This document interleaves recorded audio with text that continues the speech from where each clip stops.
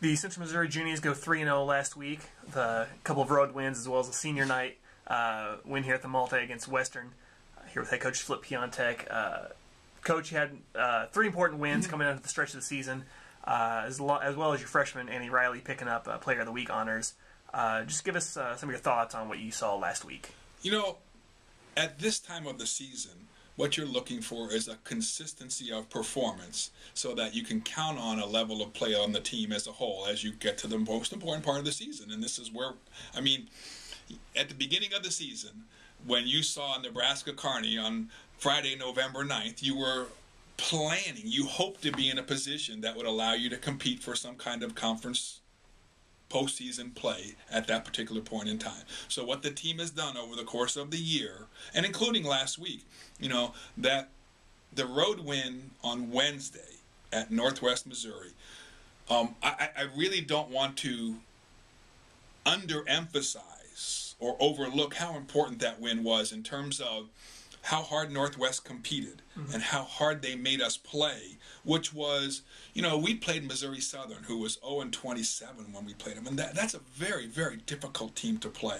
And so winning that match, it doesn't prepare you for the level of play of a team like Northwest Missouri. And so that match and how our players responded, to me, was much more important than the match at Truman, because it told me that they would compete, and that's the most important thing. You know, being willing to go out there and put your game on the line and then see what happens, okay, and then being happy with what happens. And so, you know, losing the game up there really was not any fault of anybody other than the fact that they won a game. So that kind of volleyball was terrific.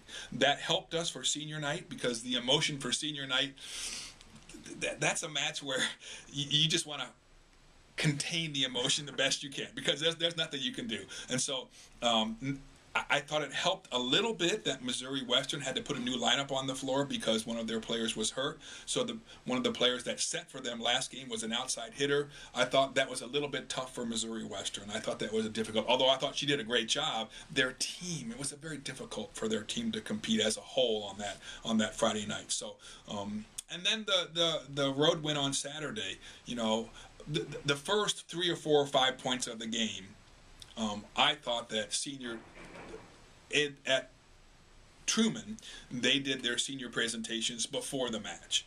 Right. And Chrissy's always been a proponent of us doing that before. And I really don't know the history of why we've started to do it after the match here, but it's kind of one of the traditions that we do. And we were at Truman, I asked next year's seniors, I go, so you want to do it before or after? They go, we're not doing it before the match. And I go, whatever, it's okay.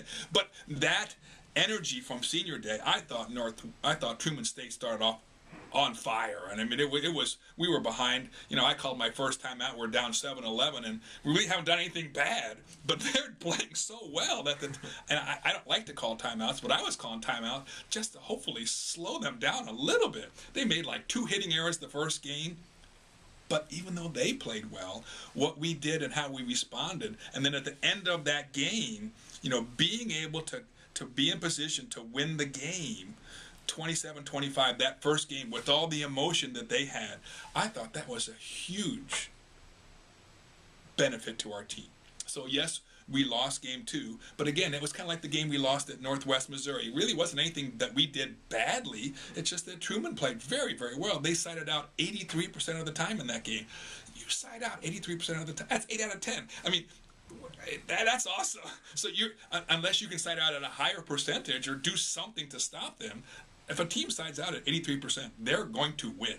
Okay, but then how our kids responded, and the players, and as a team, how they played steady, workmanlike. They didn't do anything spectacular, but they did what they were physically able to do. And as a team, how they approached the rest of that match, it was terrific volleyball. Both teams played well. Both teams competed very, very hard.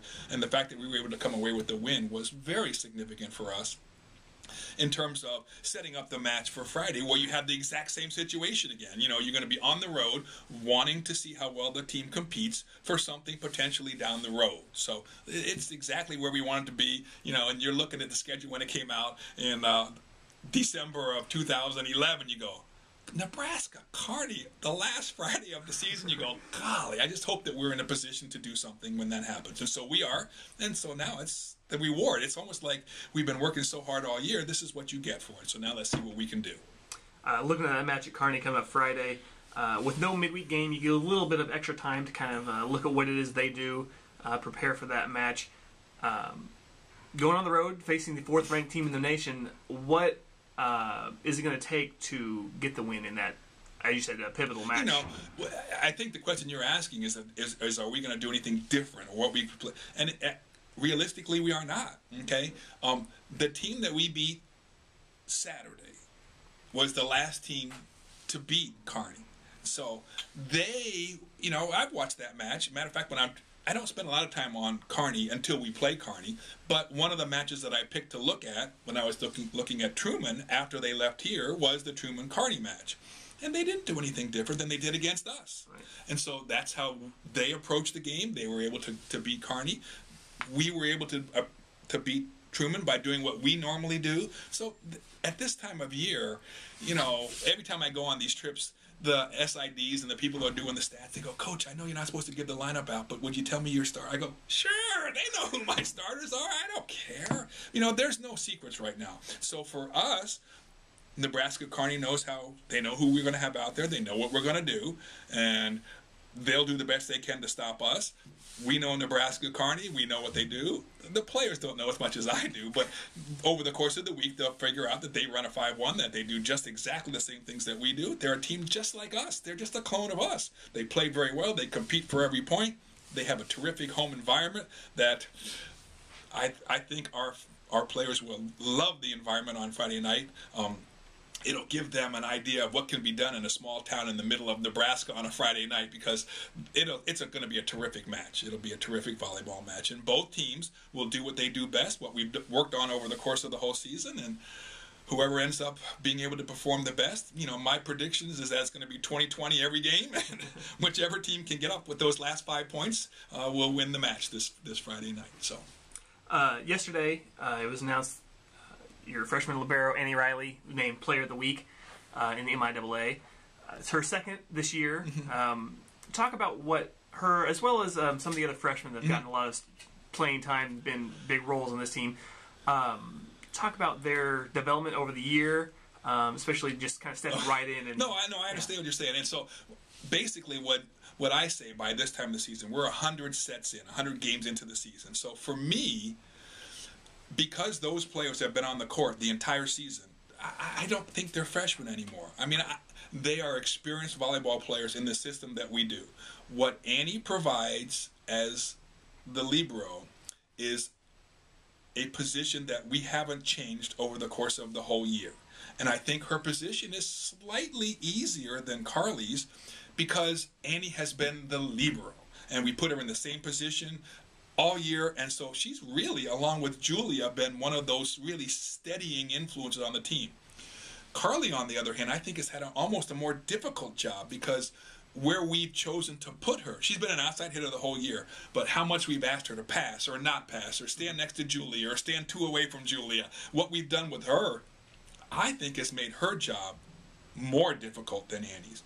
But the steadiness of those 2 players over the course of the year has really, really helped our team and complemented what we try to do as a team. And, some of the teams we play really, really set 1 player a lot or 2 players a lot. And because of the steadiness of Annie and Carly as freshmen, they've allowed our team as a whole to have what we would like to do as a team, which was distribute the ball kind of equally among all of our players and do a good job of balancing our attack rather than keying on 1 or 2 particular players. So that balance that we look for, Hillary as an outside hitter now, her experience as an outside is not that much, but Saturday at Truman State, she got 9 kills, made no errors, and took 25 swings. And that's exactly what we need to happen from that position.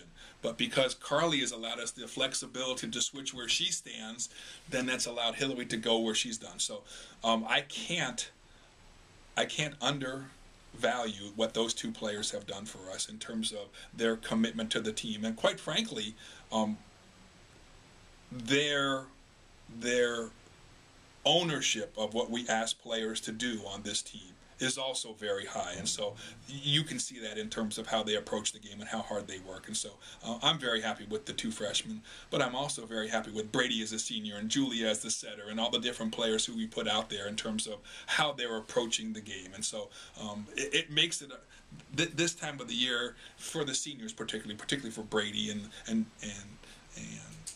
Lisa, those are the players who you're playing for now, okay? So the rest of the team understands that. I think they have a great feel for the fact that they're not just playing for themselves, they're playing for the seniors and the tradition that we've established here. And so they're hoping that somewhere down the road somebody will work as hard as they're working when they're seniors. So that's kind of how we build our program here, and they're doing a great job. Jennies set up Nebraska-Kearney for a top 10 matchup, followed by a morning match against Fort Hays on Saturday. Yes. So, Coach, thanks. Thanks, Greg.